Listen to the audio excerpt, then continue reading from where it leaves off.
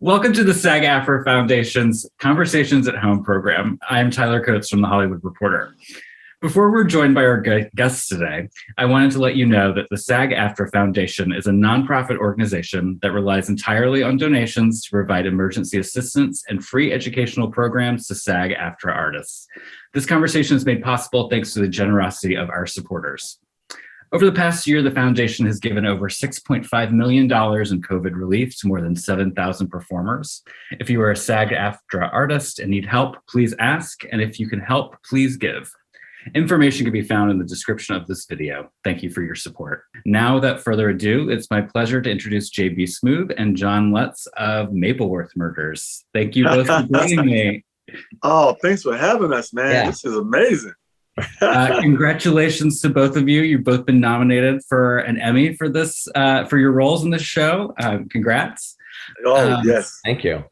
I wanted to start with John. You co-created this with your co-star Paula Pell, and I wanted to know what was the origin of this project. The origin was writer's block. Basically, I just was trying to come up with ideas for myself to be in, and I just couldn't come up with anything. And then my wife, Sue Galloway, said, why don't you write something for Paula? Because Paula is just she's the funniest woman we know. And I just went away for like 15 minutes, wrote down a bunch of ideas, came back to Sue and said, what about this one where she's like an Agatha Christie type murder mystery detective? And then Sue said, well, what if it's like Murder, She Wrote, except it's Paula? And it just fell into place. It was like, I could immediately visualize her walking around town, being nosy and solving crimes. JB, how about you? How did this project come your way, and what was your first reaction to it? I got to go all the way back to my SNL days, writing with this lovely man here and Paula. So this is just, reconnecting, which is the best part about our business is, having great friends, coworkers, and we're all on our journey, and we all were standing up late at SNL, writing all night and joking around on show night and all the good stuff that makes friendships make sense later on. You know what I mean?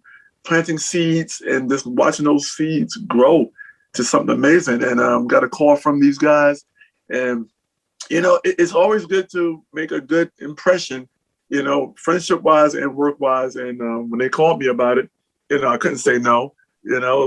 Great. Me and John did something else together, and called Front Desk that John called me about also. And we always have a great time, whether it's on camera or off camera. We've always had that kind of rapport, and same thing with Paula.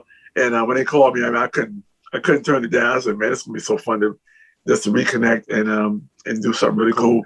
And when they called me, it made sense. Me and John working together as two police officers, and it was really fun to be a part of it. John, to take it back to your SNL days, I remember Paula saying that your character Gilbert Puntz kind of had there's a little bit of a kernel of that name, at least, from SNL. So, is this something, do you kind of carry those little seeds and nuggets of comedic bits and find places elsewhere for them? Is that how this happened? I think so. Yeah. If you really like something and it tickles you, you hold on to it until you find the right place. It was just a name in a sketch that I wrote for David Spade, I think, that didn't even get past the table read. It didn't work. But the name was Kane Puntz, and it just tickled myself and some of the other writers like Paula and Emily Spivey, and people just kept using that name over because it was just such a ridiculous name. And then I've written 3 or 4 different things where I try to get that name in. And they always, just like that sketch, never left the table read.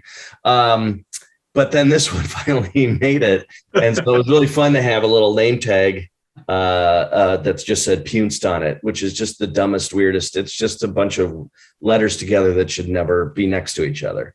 In JB, you play Police Chief Billy Bills, one of the other great names on this show. I would say you're really good at playing a police chief, but Billy Bills is not very good at solving crime or murder. This is not a judgment of your talents, at least. What was, can you tell me kind of like the most fun part about playing a character like this who, I mean, both of you, as John said about Punce being kind of like a silly, dumb name, your characters are kind of silly and dumb in the best ways. First I want to say this, John, we know that at some point, some rapper is going to take that name and he's going to be Billy Bills is making it rain on strippers and stuff like that. He's going to be making it rain in his rap videos. So let's just prepare ourselves for a rapper named Billy Bills who got that money, got them bills. So let's prepare for that. But this is up my alley. I have a process. Even when this opportunity came up to play this role, I don't really think about it until I get it on his feet. I had no idea what I was going to do, how I was going to play him, his voice, his mannerisms. I have no idea. I got to feel the energy of John because we'll be the closest, working together the closest. And I got to feel what the dynamic is once I get the feel. Even though I know John and I know Paula, I have to feel my place and the dynamic that's going to be created that we can keep, taking a swing at every take, every episode. So I know I'm consistent with his thoughts, his movements, and he is the chief of police. So he's an authority, and we are messing up. We terrible. We are horrible at solving these crimes and these murders, but we think we know what the hell we're talking about, and we think we know what we're doing because we are the authority in that damn town. The authority in that damn town, and people got to listen to us, even though we don't know what we're talking about. John, did you feel like an authority too? I mean, as co-creator of the show, I mean, how does that, how do those roles kind of merge for you? I mean, you're very intimidating as a figure, as an authority figure. So I imagine tapping into that on set too, plays a role in the character. Yeah, it's pretty easy for me to play the kind of schlub who doesn't quite get what's going on. But that was what was fun about was with Paula and myself when we were writing it, we played to our strengths when we wrote our parts. So we were writing the lines for us that we knew that we could just sell very easily. So it was just fun to finally, like JB said, fun to finally do it on the set with people, because then you're not just doing it in like Paula's house trying to do a rewrite on it. You're actually playing off of somebody, and then that just elevates it, because then when JB does something, it's just fun. Half of my scenes with JB are me as in character, just listening and trying to catch up to what he's saying, because he improvised so much. And so I would just half of the if you look at my face sometimes, that's really true, honest confusion, because we start at one point and then we are so far away, and I just am trying to figure out what's going on. It was so fun. It was so fun to be on set with that kind of. Does that, having that room to kind of play around, does that help, with the storytelling at all? I mean, obviously you have the story set, but it's finding the comedic rhythms together is probably where like the fun part comes, and kind of creating the scene and the scene work and that sort of thing. Yeah, I think that helped. I think it helps. It might not necessarily always help with the story, and that stuff will get cut eventually. Because there's so much fun stuff that got cut, but some of it will remain because it will be, it will help with the story of the characters and how they relate to each other. So it's, and it also just then shows, I guess when you watch it, I hope it comes across that we look like we're having fun with each other. So you should be fun watching it, if that makes sense. Yeah. It's very reminiscent of Murder, She Wrote, a great loving spoof of that show, I would say. It's not, it's not making fun of it too hard. John, can you tell me a little bit about that reference point and kind of what inspired you a little bit about that series when you were working on this? Well, I watched that show when I was growing up, and Paula watched that show too. And it is just it's such a good, bad, good show. It's all of it, because just the pacing of it is very 80s and early 90s. So that's everything is so long, and they really take their time. It's like they had 4 pages of script and pulled it out to an hour in some episodes. And it always just had these fun. It was on for so long that it really had these fun elements of like, that there always was another niece who they could go visit, and there would be murder everywhere. Everywhere she went, there were murders. So it was just like, it just was so fun to watch it again, because Paul and I watched it a lot to write for this, and just see how wonderful the performances were, but how also there were so many quirky things that were just so funny to us that we could play with, but also in a loving way, if that makes sense. Yeah. JB, were you a fan, and did you revisit it at all for this show? I'm not gonna lie, I did not revisit it at all. I'm not surprised by that answer. but you know what? I know the genre very well. Growing up on Columbo, and all these shows, part of that era, all the fun stuff I used to love watching. Now, I can't say I never watched the show, but I can't say I didn't revisit it to re-up, but, we all understand what it is, and knowing John and knowing Paula, I knew they would have the funniest damn take on this genre ever. So, that's just knowing what they do. And knowing how these characters can definitely work together and have fun. That's easy breezy right there. I already knew they were going to hit a home run with this one. And, I've always loved those kind of shows, though. Murder shows and crime shows. Who knows? Maybe they'll bring back Columbo, and I'll be Columbo. Give me one of those trench coats, You just throw it out there now, throwing it out into the world, and it's John. And the wallpaper. John, I love a good trench coat too. Love a good trench coat. Maybe I won't just have one though.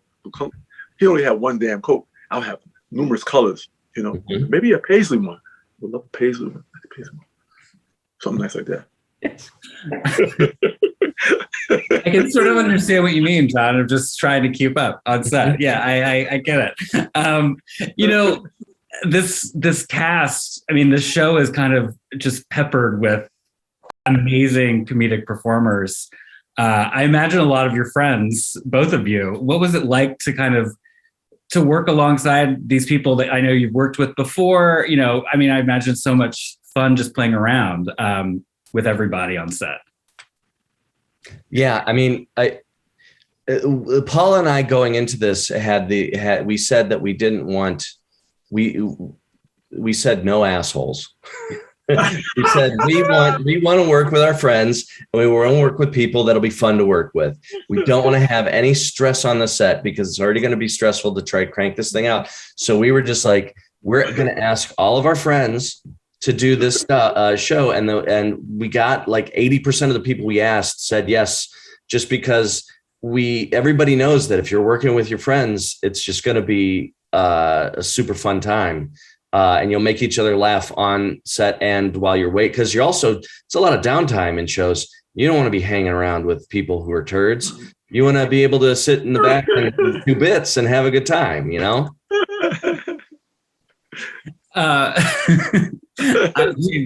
Get caught up on turds. Classic. You talked about looking back at Murder, She Wrote, and just how the pacing of those old shows kind of like stretching out kind of a short scene into an hour, which I think is a great way to bring up Quibi, which is the opposite of this. This is these are very short episodes. Each collection of 3 episodes kind of builds into a classic sitcom format. But I was very curious, was there, on set, did it feel like you had to do things faster because things had to be shorter? Did it feel any different than a kind of a normal comedy show for either of you? Well, JB, go ahead.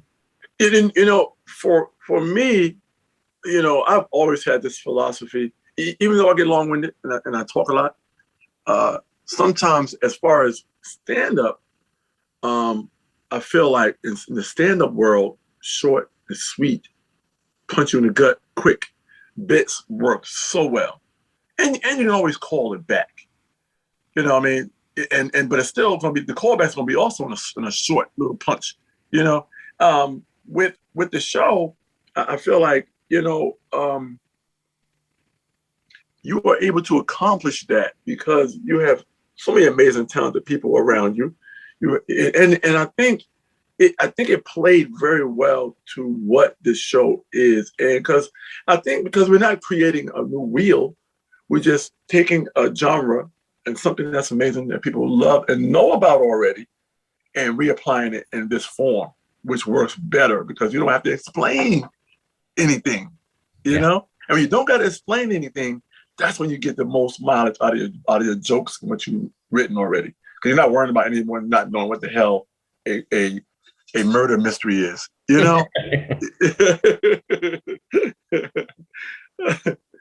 And there's also the small town element too that I think is so fun to play around with. I think that you created this very believable world of, ridiculous people working at very ridiculous places. What was it, how much fun, I guess, did you have creating the small details about the show that were, I think, executed so just impressively, I guess. Thanks. That was a group effort too, in terms of even, I said with the actors, you don't want to have any people who are not fun to be around, but it was the same with all the crew, everybody who worked on set, all the wardrobe. Our set designers were amazing. The world they created, the rooms they created were just the details. I have like 3 or 4 pictures of these tiny little toys that were peppered around Paula's or Mrs. Mapleworth's home that were just little tiny animals, little tiny dogs with like animal costumes on them that were just like, what are these things? And it's like, oh yes, this character found these and then every once in a while bought another one. And she just, it was so rich when you saw the room that stuff all kind of fades away because it looks like it's somebody who's lived there for, 40 years. And that's what also made it so fun to play, was that everybody was so on the top of their game that the props, the costumes, everything made you feel like you were actually there. And just, we were shooting in these amazing locations it was where Cabot Cove was originally shot, which we shot like on the street that they shot Murder, She Wrote on sometimes. And it just immersed you in that feeling, and then you could just play. JB, were there any details like that for your character that you maybe appreciated and helping you getting into the role? Oh yeah, you know what? Anytime you put a uniform on, it changes your posture, it changes your mannerisms, it changes everything. I felt that authority on my body. I felt it. I was gonna write John a ticket. I was gonna just write him a random ass ticket. He had got out of his wardrobe already, and he was back to John, and I was still Billy Bills. And I said, I said, pull your ass over. See, I was gonna pull him over, give him a damn ticket, just to prove that I can do this. Just to prove a little point. Sometimes you get into that character, and you really start. We had moments when we started blaming Paula, like she murdered somebody. You get caught up in it. Maybe you did it. You know how many times I said maybe you did it? Plenty of times. Yeah, you get caught up in it. So yes, it's very easy, and John is absolutely right. The set design was so amazing. It surrounded you in this moment. Even our office was I mean, detailed to the messy ass desk. You know, the papers everywhere. I had underwear Oh. drying up by the fireplace. A pair of tidy whities drying by the fireplace. Everything made sense. Do you have, John, you talked about having a lot of friends be on the show. Were there any actors that either of you hadn't worked with before that made a strong impression of you on this set? Ooh. Oh, wow, man. Let me think. It's a big cast, so. Well, I'd met him before, but I never met Patton, and he was great to work with. He was so much fun. And then, Wanda Sykes was just so much fun to have come on the set and just walk in, do her thing, nail it, and just be so funny. She has also there's a part we had to cut some of her stuff too. We just had too much stuff for like 8-minute quibbies. So she had this great monologue at a funeral home where she was mad that somebody put only, it was a combination. It's a long road here. It was a combination funeral home and taco stand, because there are so many murders that people were in this town that people were starting to piggyback on the funeral homes with other businesses. Well, she's up there giving the eulogy, and she is complaining that there's only hot sauce, the super hot sauce and not some mild sauce. So she goes on this like long monologue about what people are trying to do to her. Are they trying to kill her? Well, and then so it was just so funny, but we had to cut some of that because of time. And she was just amazing. That was a long story to say that Wanda Sykes, as people might know, is great. JB, how about you? Is there anyone who, made you laugh the hardest, or made you, try not to laugh the hardest? Man, everybody had me cracking up. The one that funeral scene was James. Let me tell you something. James had me laughing so hard, John. I had to turn my head like, man. I mean, I haven't done that in a long time, and man, I couldn't I was hysterics inside. Yeah. I couldn't James Anderson also wrote with us on SNL. Oh my God. He played one of the Big Billin. He was one of the Big Billin sisters. And yeah, he was just over the top. Unbelievable. Yeah, man, I was in tears. Like I couldn't I had to turn my head because I didn't want to be seen on camera sitting there trying to hold my laughing and crying. Man, and every time he did it, man, he turned it up another notch. And I was like, man, I said, damn it, he's doing it again. Yeah. And but everyone else I was familiar with already. I worked with Tina, worked with Terry Crews, and who else?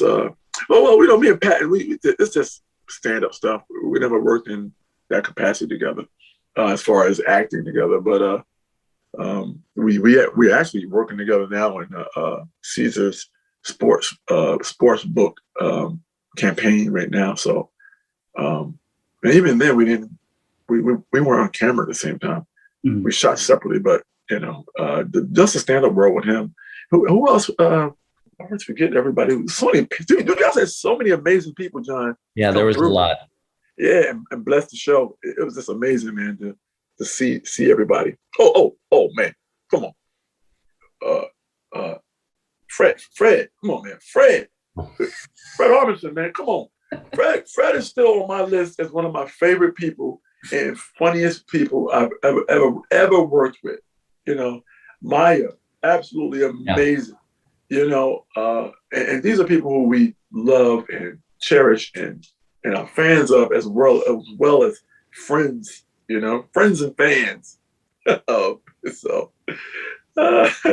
it seems like and so many people from different comedic backgrounds too that kind of really mesh together beautifully on this. Man. Yes, man. Yes, so fun, man.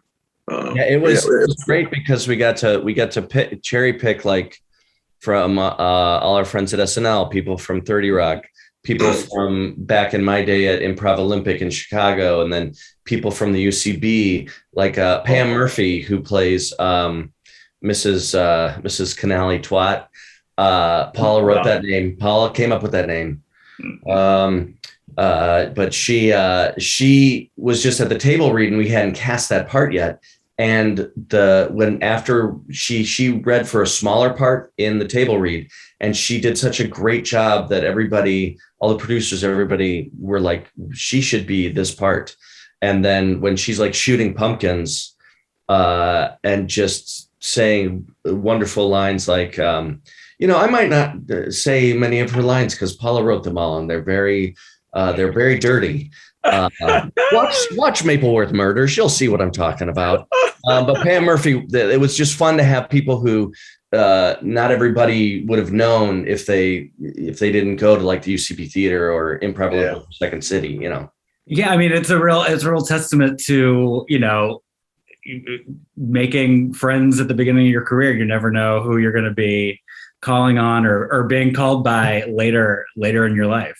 Yeah, and it's also like, especially with that part, it's a thing that's like if somebody asks you to do a table read, and you just have like 4 lines in it, do it because right. If you're going to get the part out of that, and then you don't have to audition for it, like Pam did. I mean, it's a lesson in like just saying yes to things, because you never know. And so I was just so happy that she got that part. It was just from saying yes to do a free favor, Mm-hmm. So the show is now a Roku original, streaming on the Roku channel.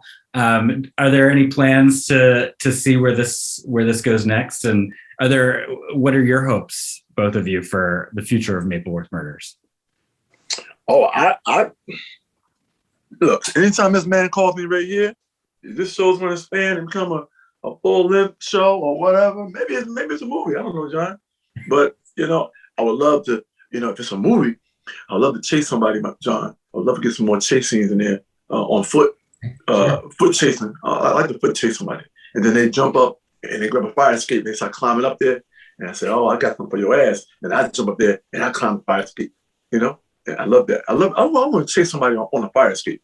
I always want to do that. Okay. So, we'll write that into it. I will not do that because I will hurt my back. I'll do the chasing. I'll say, you meet me on the roof, to the elevator up to the roof. I'll take the elevator. Come on up. Go up to the roof. So you meet me on the roof. Cut them off. You cut them off on the roof. Yeah. I'll climb up the fire escape. Okay. Well, there's one episode already written. We hope people watch it on Roku so we can do more. I mean, I know Paula is also on the same page with that. It just was so much fun to do that. We do have like 3 or 4 other scripts that we're already kind of working on at the time. So we have these ideas that are just waiting for it to go. And that just depends on if people watch it, Well, I hope that happens. I loved this show. It makes me laugh. Still just thinking about it to this day. And thank you both for making me laugh today as well. On behalf of the SAG-AFTRA Foundation, I want to thank you both for sharing your experiences, process, and craft with your fellow performers. John, Lutz, and J.B. Smoove of the Mapleworth Murders. Thank you again. Thank you so for much. having us.